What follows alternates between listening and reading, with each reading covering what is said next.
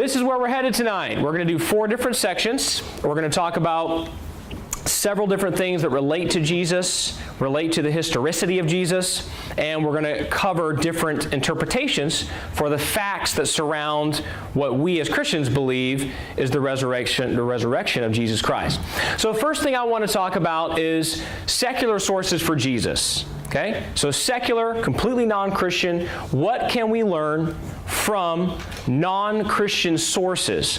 Because there are a lot of people who might say, well, yeah, but the Bible's unreliable and that's where all your information's from, and so we just chuck all that out. We can't believe any of what you say. The issue is there's a lot of stuff that we can learn from purely 100% secular non-Christian sources. What can we learn? One, we can learn that Jesus existed. So the whole Jesus myth crowd, they're out of there. Okay?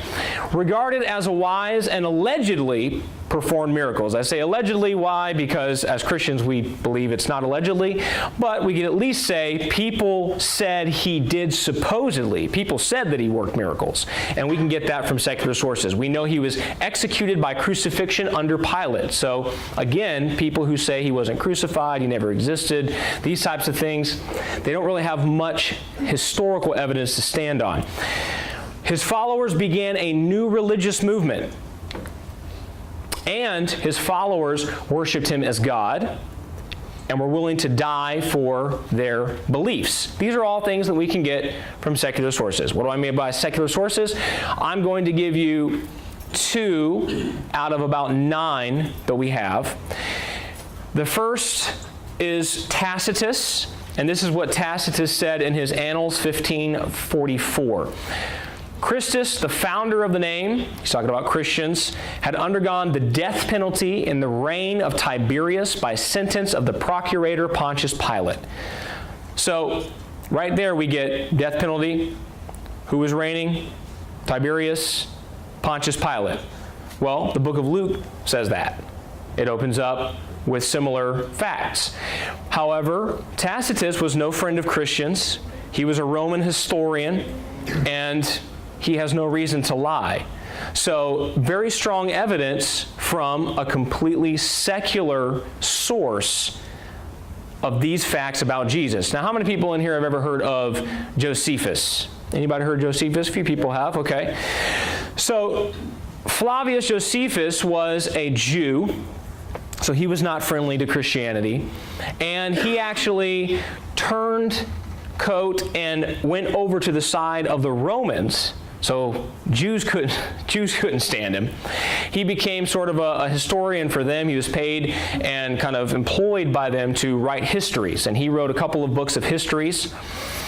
So one of them is the Antiquities of the Jews, the other is the Wars of the Jews. What this comes from is known as the James passage in his writings. And the James passage, written around 94 AD or so, says, so he, in the passage, he's talking about Ananus, the high priest, he assembled the Sanhedrin of judges and brought before them the brother of Jesus, who was called Christ, whose name was James.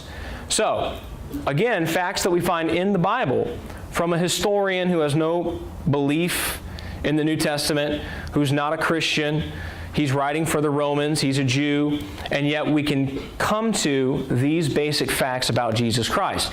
He also has another place in Antiquities, and this was written about the same time, and this one is derived like this. About this time there lived Jesus, a wise man, for he was one who wrought surprising feats, and was a teacher of such people as accept truth gladly. He won over many Jews and many of the Greeks. When Pilate, upon hearing him accused by men of the highest standing among us, had condemned him to be crucified, those who had in the first place come to love him did not give up their affection for him. And the tribe of the Christians, so called after him, has still to this day not disappeared. So once again, we have a lot of factual information in a small little portion in his writings. But for the people, teachers, students, whatever it might be, that would say things like, well, Jesus, there's really no evidence that Jesus existed. There's no evidence he was crucified. You're quoting the Bible, but I don't believe the Bible. This is very strong, very good evidence for these facts about Jesus Christ. Now, how many people have ever heard of Bart Ehrman? A few people have heard of Bart Ehrman. Bart Ehrman is, I think he describes himself as a happy agnostic, at least he used to. And Bart Ehrman is, he makes a ton of money. He teaches at a university. He's a historian. And he is, even though he says he's an agnostic, he is very antagonistic toward the Christian faith. He was once a Christian. He was deconverted in college, and he now writes books, and a lot of them are attacking the Christian faith, beliefs that Christians might hold dear. But look at something that Bart Ehrman said. This is in his book, Did Jesus Exist? Page 12. Despite the enormous range of opinion, there are several points on which virtually all scholars of antiquity agree. Jesus was a Jewish man, known to be a preacher and teacher, who was crucified, a Roman form of execution, in Jerusalem during the reign of the Roman Emperor Tiberius, when Pontius Pilate was the governor of Judea. So, he takes the fact that he's a historian very seriously, and this is a man that is not neutral. He's antagonistic toward Christianity.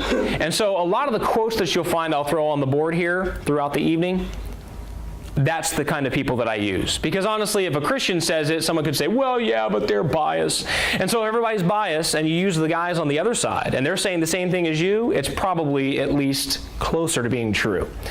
So, that's for secular sources. But the question is, why would we only go to secular sources for learning about Jesus?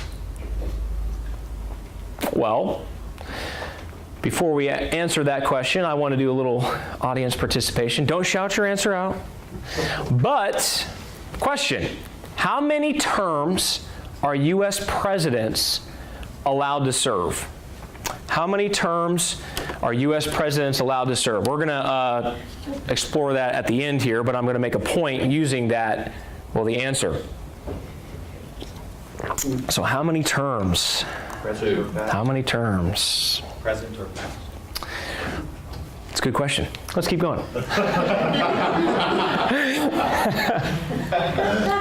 So, the opening of the book of Luke. Luke 1:1-4. Many have undertaken to draw up an account of the things that have been fulfilled among us, just as they were handed down to us by those who from the first were eyewitnesses and servants of the word. With this in mind, since I myself have carefully investigated everything from the beginning, I too decided to write an orderly account for you, most excellent Theophilus, so that you may know the certainty of the things you have been taught. So he opens up the book of Luke with this interesting opening. And most of us who read the Bible, a lot of times we just skip past all that to the good stuff. However, in this conversation, that is the good stuff.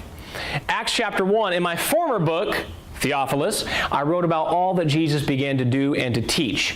So, Luke wrote 2 books to Theophilus. One was the book of Luke, one was the book of Acts. These are historical accounts where he's trying to convey information so that Theophilus, who was a believer, can know that what he believes is true. That's the purpose of this 2-volume set. So the question is, were the Gospels particularly, but the Bible in general, was it written with accuracy and care? So we'll look somewhat at the model of the Luke and Acts set, okay, that 2-volume set. We will also show some of the just innocuous facts that they throw out there. So-and-so was governor. It doesn't have anything to do with anything. They're just mentioning these facts.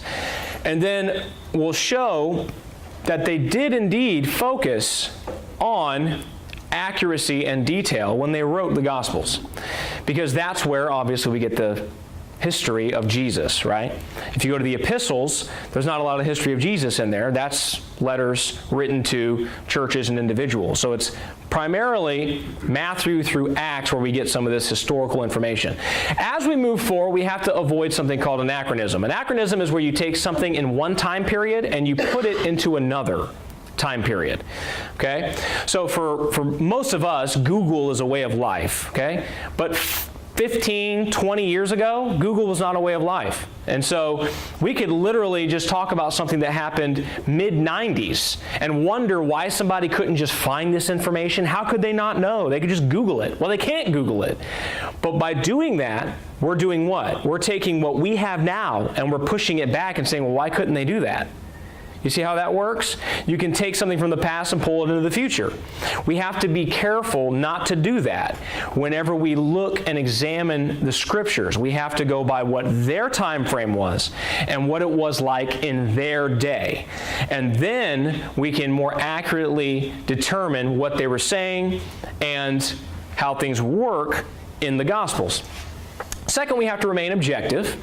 If we have bias, most people do, it's very difficult to have a situation of any factual information where no bias can play a part at all. The important thing is to recognize what the bias is and to do your best to eliminate it so you can be objective. We need to examine the evidence, not editorial. Not somebody they did a really good presentation, so they must be true. I mean, they have all these degrees, and so it must be true. Or whatever it might be. Well, this guy's a scientist, or that guy's a preacher. They never lie. We know that. Right? We can't do that. We have to look at the evidence. So, some of the facts and things that I want to talk about, I have a bunch, but I'm going to spare everybody, and for sake of time, just go through a few.